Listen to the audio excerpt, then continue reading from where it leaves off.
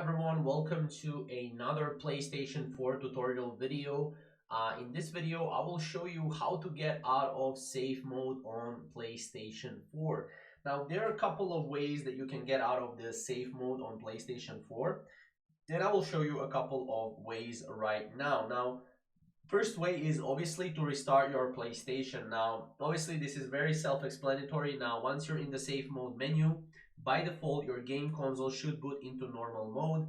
If it's not able to boot, then you will need to restart your PlayStation 4 from your safe mode. This is the first thing. Second thing, what you want to do is, and this happens very often, is try changing the resolution. If your game console screen resolution is set higher than what your TV can handle, then it may be preventing your console from displaying an image in normal mode.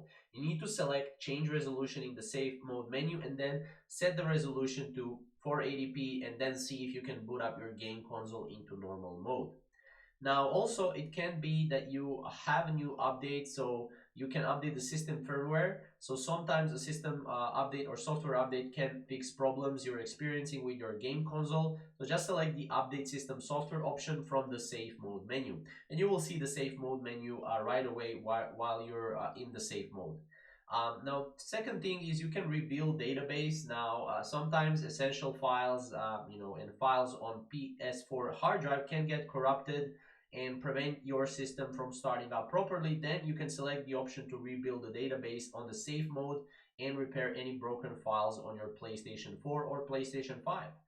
Now, second thing, you can restore default settings. This is great if you just want to reset the system and just restore it to the, to the same, settings or default settings. You can do that.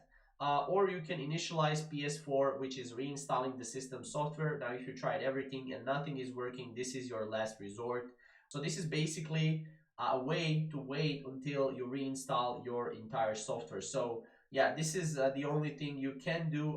If nothing else works, then you can just go and take your PS4 to the repair shop, because that can potentially solve your problem.